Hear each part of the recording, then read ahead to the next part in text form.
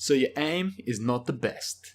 What is up, noobs and noobettes? Charles or Atingleee here, and welcome back to another video, guys. So today it's going to be another tip video. I'm basically going to be giving you guys big reasons why your aim is not improving. Are you always wondering why after playing so much your aim just isn't as crisp as you'd like it to be and nothing you do seems to be helping? Well, I'm going to go through the main reasons why your aim isn't perfect, and hopefully you can learn a thing or two and see what's going to help you out. Okay, so the first and most obvious thing is your aiming sensitivity. Most people that play Call of Duty use the wrong sensitivity. For some reason, everybody is under the impression that the higher your sensitivity is, the better you're going to be. You can turn on people, you can quickly snap those targets, and you're just going to be a beast. Wrong.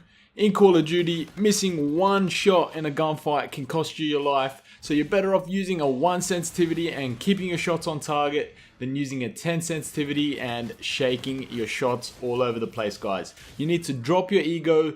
No one knows what sensitivity you're using, so you don't need to use something high just to impress people.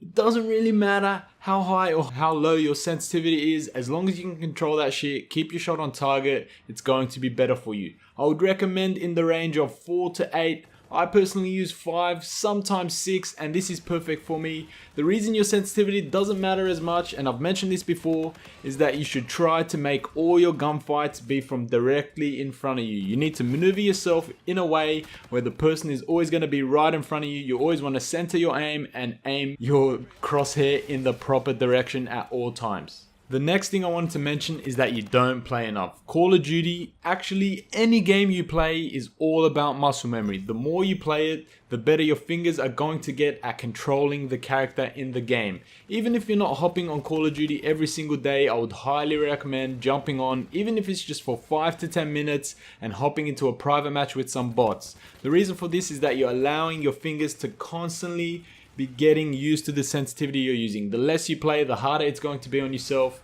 So being able to play even for just 5 minutes a day is going to train yourself over time, and you'll definitely notice your aim getting a lot more crisp. Next up, and this is definitely a big problem for a lot of people, and that is the fact that you're too focused on the player's movement. Sure, jump shotting and drop shotting are awesome to use, but if you're missing your shots while you're doing these movements, it's fucking pointless, man. You want to make sure you're trying to keep your shot on target at all times. If you are jump shotting and drop shotting, practice this. Practice keeping your aim on target during these movements, as opposed to just trying to focus on maneuvering your character, getting out of gunfights, all this shit. It's really important to be able to aim in all instances, whether it's wall running, jump shotting, drop shotting, fucking just camping like a little bitch, whatever it is. You need to adapt to all situations, and you need to focus on these things. When you are jump shotting, make sure you keep in mind that you're trying to keep your aim crisp, and if you're finding it hard to improve this online, then again, hop into a private match with bots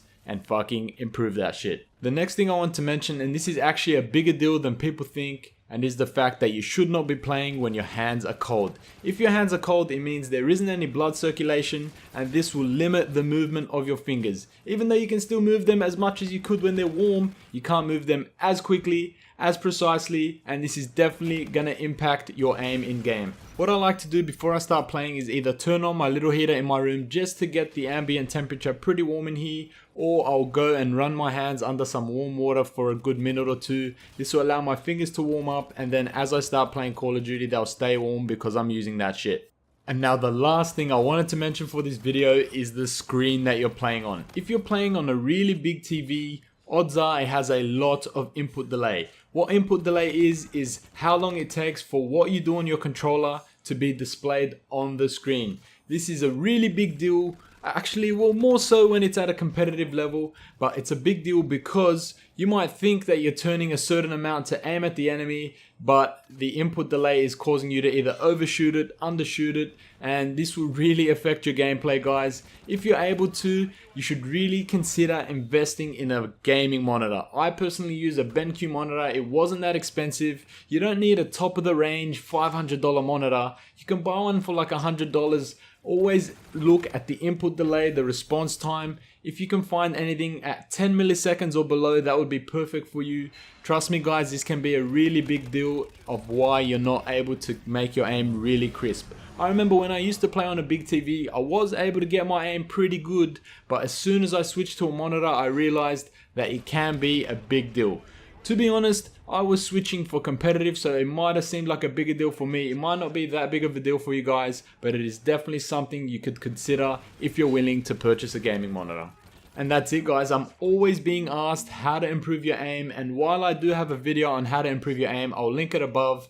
It's really important to consider the things I mentioned in this video. This can be that little reason why you're not getting as crisp as you want to, and you also need to remember that you need to constantly work towards this, guys. Pick a sensitivity that you're comfortable with, keep playing with that shit, consider all the things I mentioned in this video, and you'll be able to get your aim crisp in no time. Either way, guys, that's pretty much it for this video. If you learned a thing or two, or if you love Atingleee, make sure you drop that like button. I'm so sorry I've been inactive on YouTube. I've been so busy with uni and work, and I've also been streaming a lot. Thank you to all of you that have been joining me. But yeah, guys, if you have any questions about anything I mentioned or anything else, make sure you leave it in the comment section below. That's pretty much it for this video. I'll catch you all in the next one. Until next time. Peace out, noobs.